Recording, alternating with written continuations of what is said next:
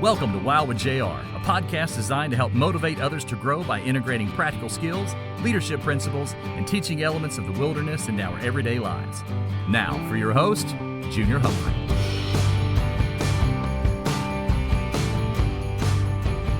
Welcome back, everybody.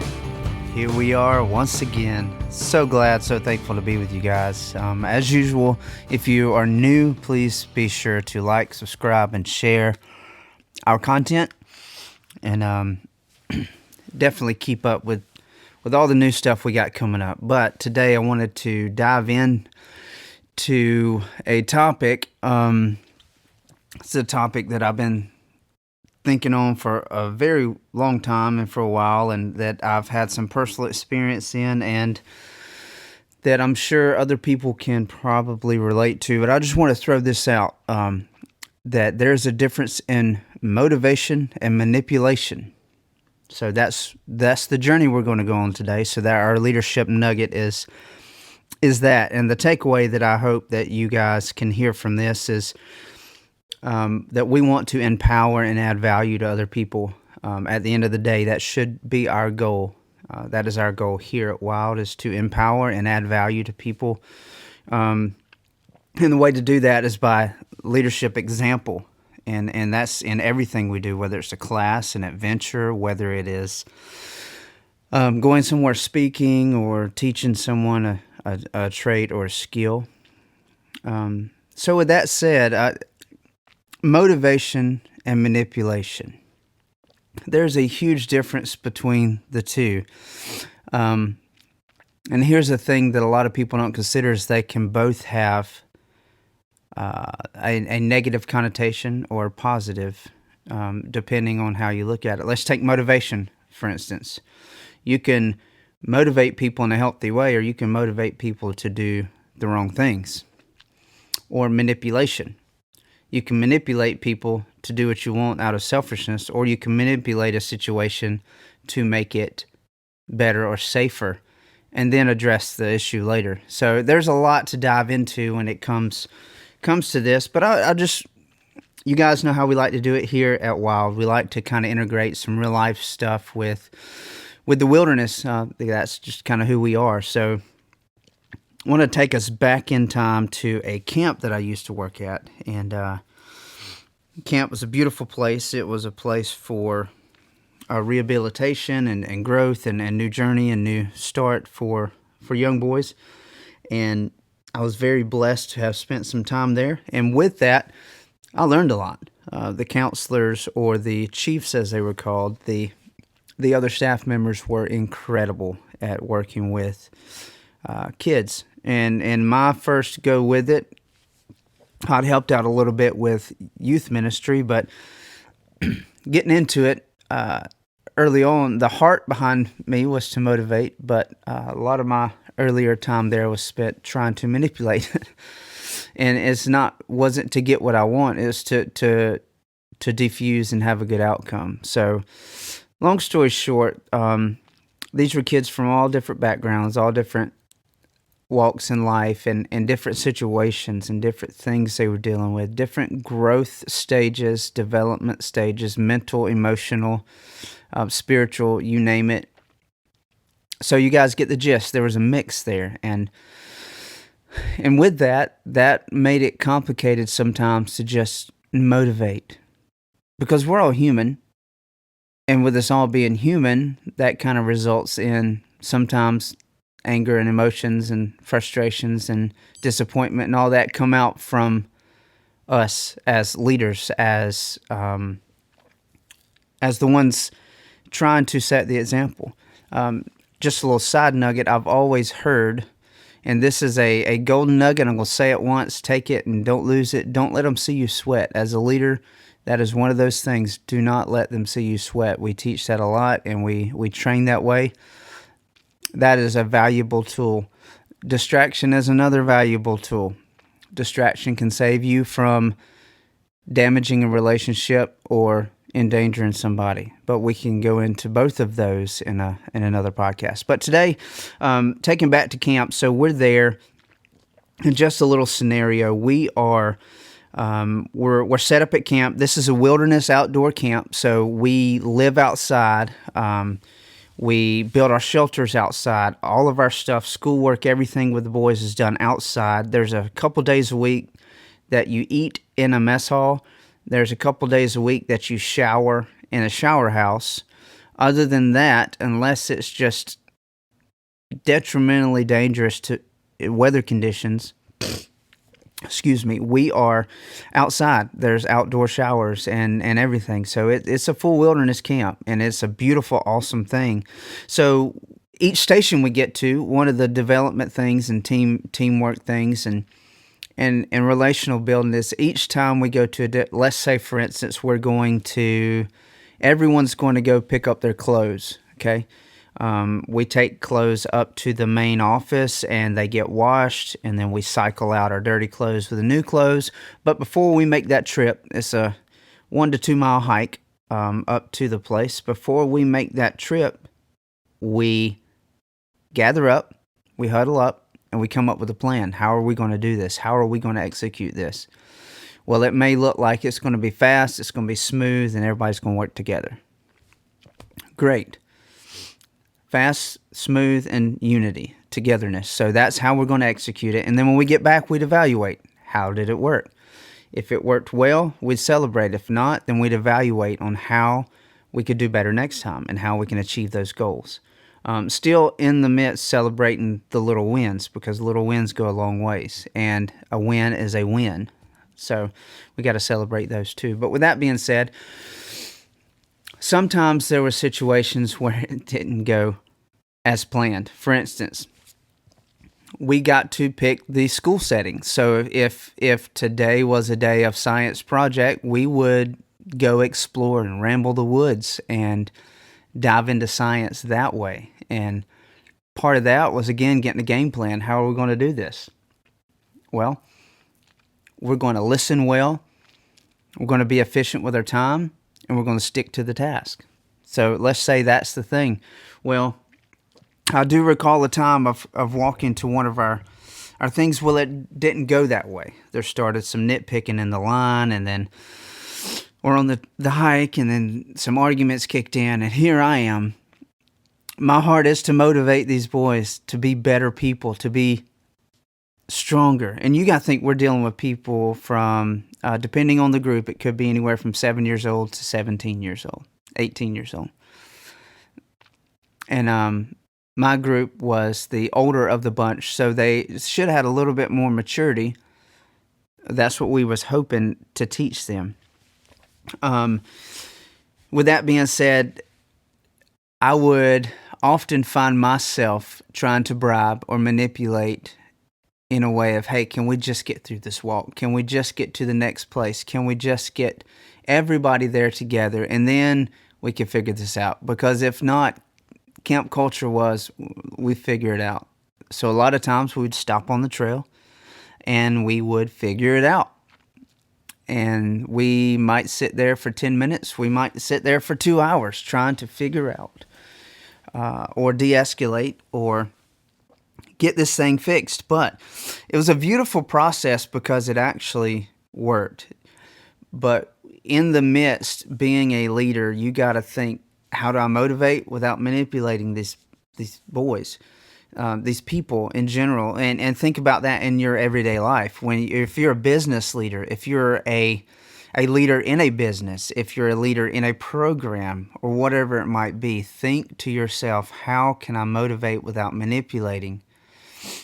And I'm going to dive into the benefits of healthy manipulation here in just a little bit. But for now, I want to focus on the motivation tool. And what that looks like is empowering people, motivate them to want to do better. So a good tactic at camp was, going back to the wilderness side of it, hey, so-and-so, I'm just going to use my name for an example. Hey, Junior, man, that's not who you are. That's not you. Why are you acting like that? That's not you. I know you're better than that. I know you're different. And that's cliche, and I know it's small, but words have a lot of power and a lot of impact. And in the moment, they might not hear it, but it does register. Subconsciously, it sticks. And they're reminded in that moment, hey, my leader is slightly frustrated at the situation, but not at me, because they see who I really am. So with that, when you're motivating people correction-wise, or if you're just trying to, hey, man, I know you can rock out at your job. And it seems like you've been lacking a little bit here lately. Is there anything I can do to help? Because it's not like you. Normally you're a go-getter, and you just seem to be a little heavy right now. How can I help you? Communication is huge, and that all that together probably wasn't the best communication, but learning how to communicate well, and we can talk about that in another podcast as well. Learning how to communicate and get these things out is great, but the motivation factor is empowering people and realizing, hey, in the situation, if it needs to change, that you are not an issue, you are not a problem, you may be contributing to the problem, but you are not the problem. And figuring out how to communicate that in a healthy way, that's motivation. Saying, hey, guys, look, I know everybody's working really hard, but if we don't step up our game, we're all going to be sleeping out here in the rain, no shelter, in the cold, in the dark. So I know you guys got it in you. Let's jump up. Let's step it up. Let's push through real hard and get back to camp. That way we can be under our shelters. And looking at it from that perspective.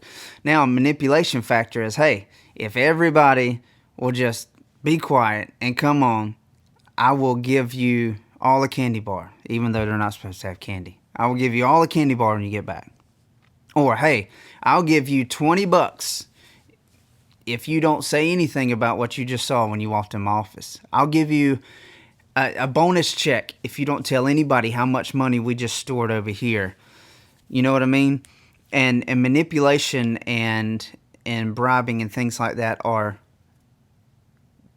they're not good. They're not healthy for empowering and adding value to people.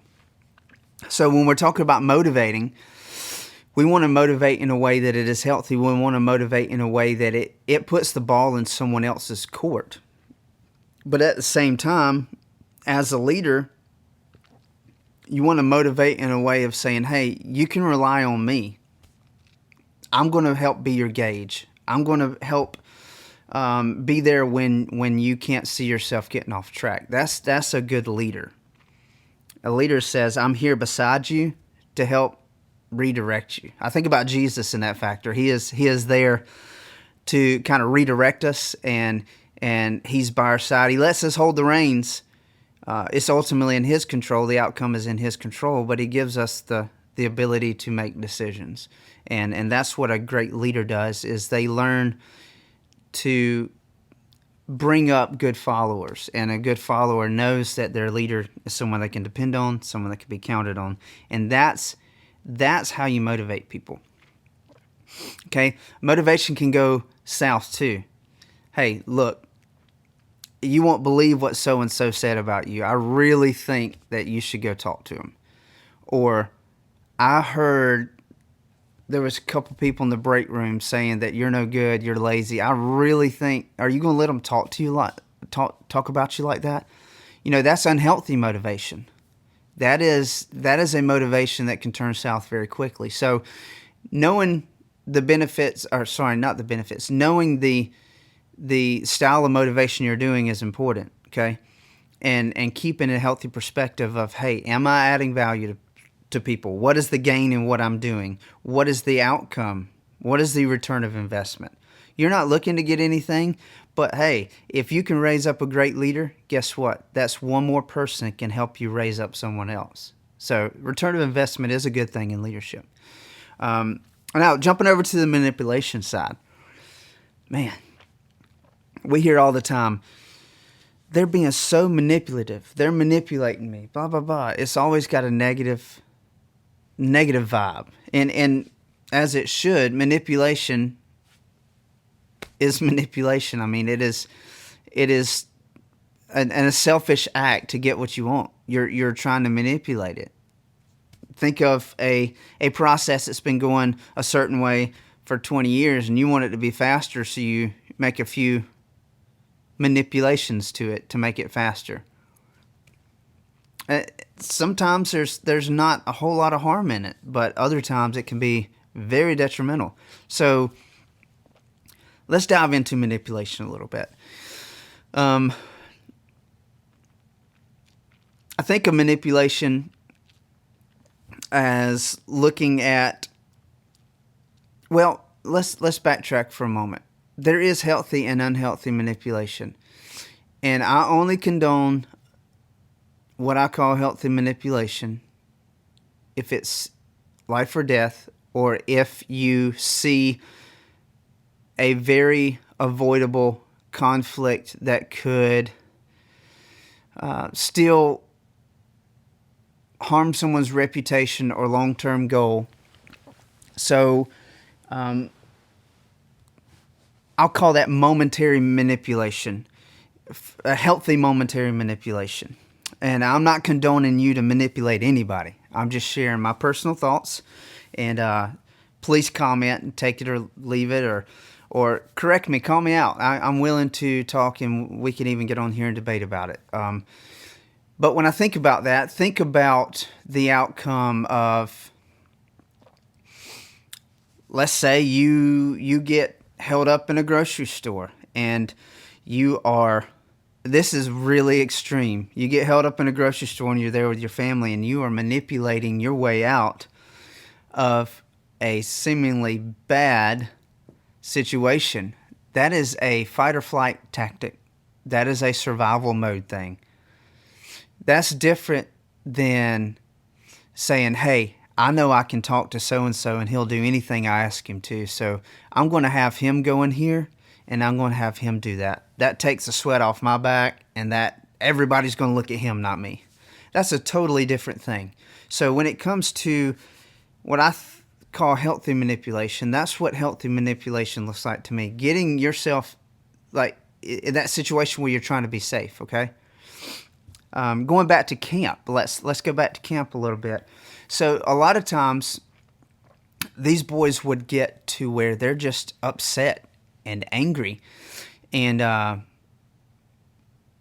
it was never crazy bad, but when you got to think, you got a lot of testosterone in one little campsite, and a lot of people have been in there for days. The elements of the weather, just the food, everything, and you're sitting there and you're like, man, now don't think no one's fed. Everybody's fed properly. It's just there's no extra treats and snacks and candy and stuff like that. So it is what you need to get by. So with that being said, emotions can be high. So if someone says to this teenage boy, blah, blah, blah, and this other teenage boy gets heated, now you got two teenage boys, and if there's a couple of them in there that are by default for some reason closer to each other than the others, now you got 3 or 4 kids out of your 12 in your group that are going at it. So you're about to have a showdown, and as a leader, you got to think fast. At that time, no one's wanting to hear motivation. Nobody is wanting to hear, this is not who you are. You're better than this.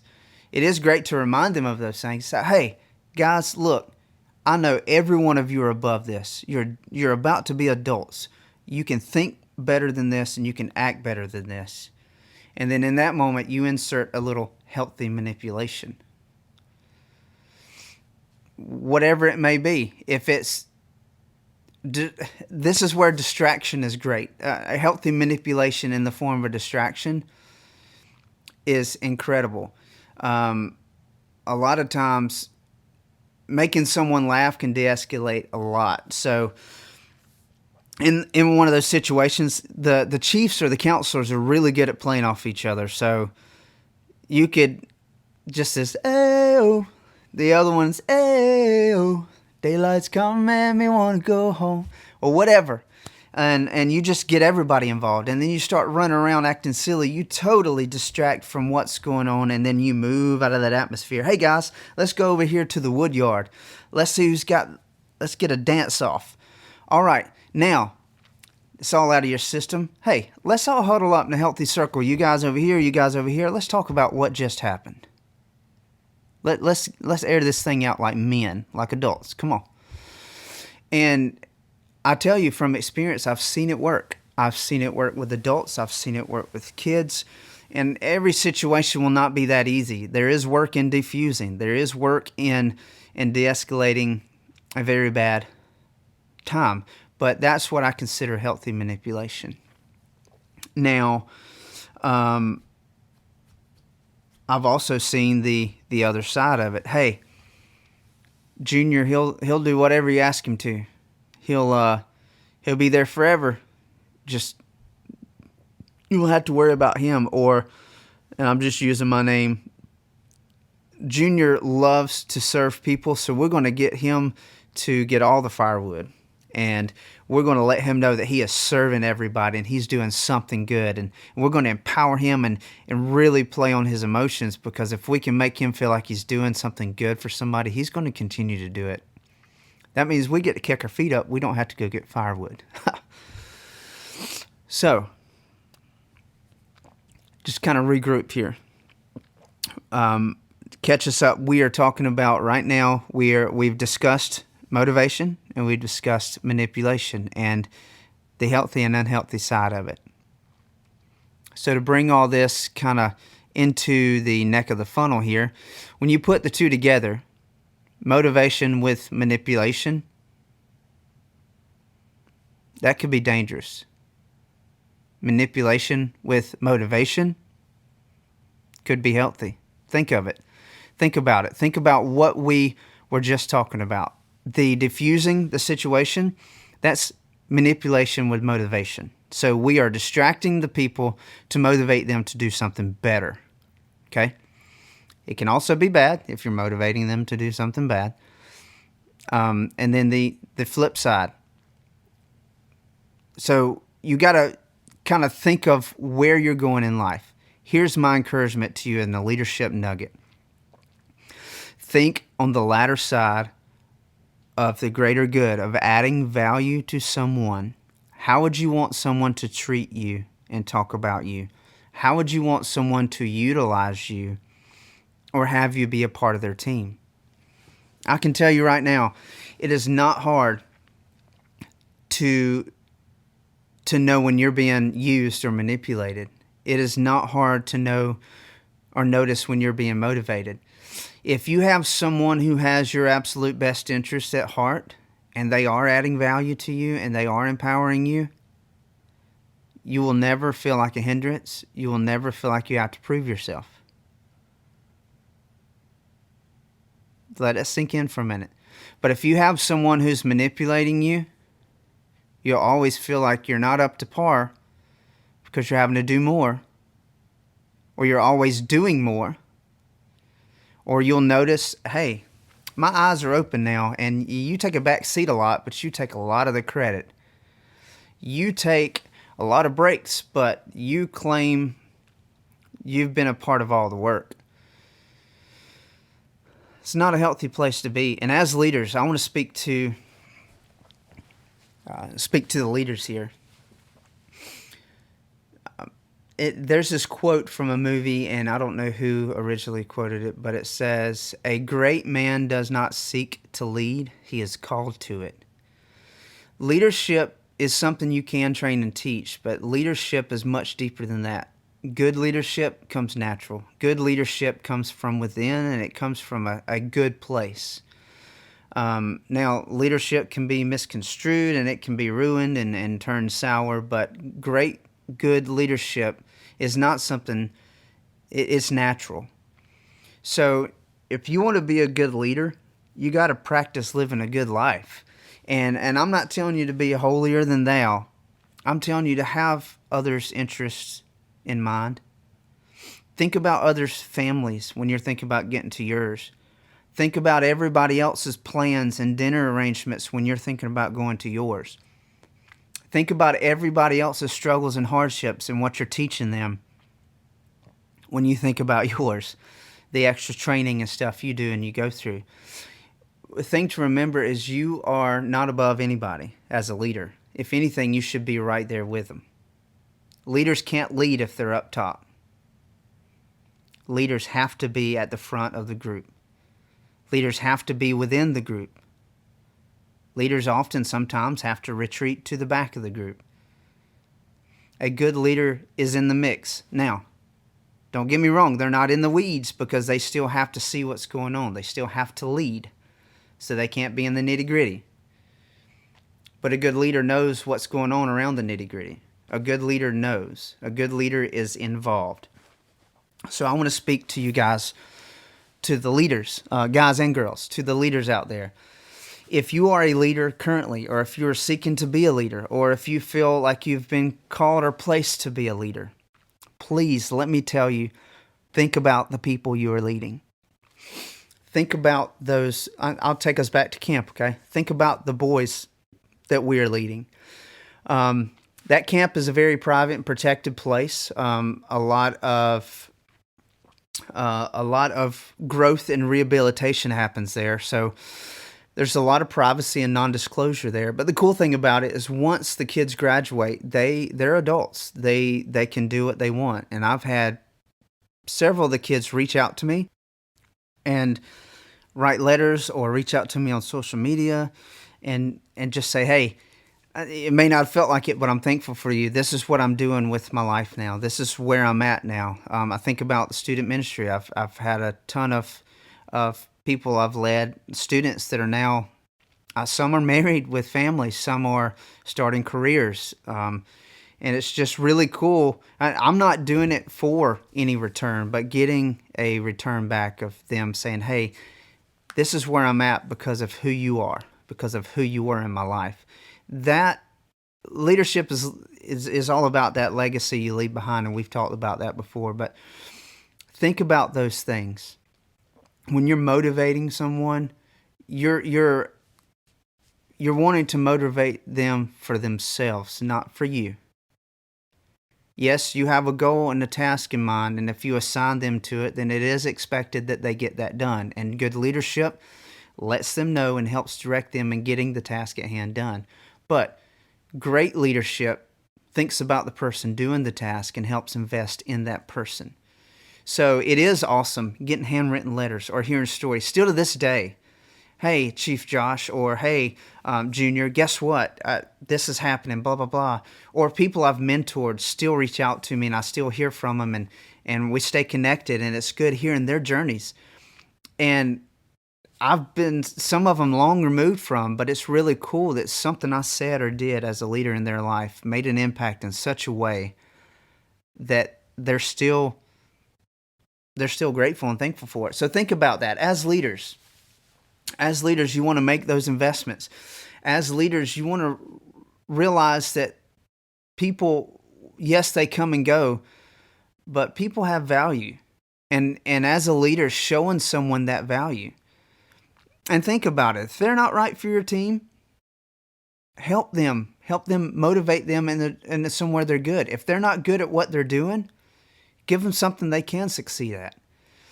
So when you, as a leader too, you got to constantly think about setting someone up for success. And if in that, when you're looking at someone and they're steadily failing or not good at something, you as a leader got to evaluate too. Did I put them in a bad place? Did I set them up for success?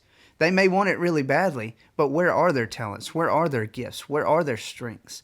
And help find that.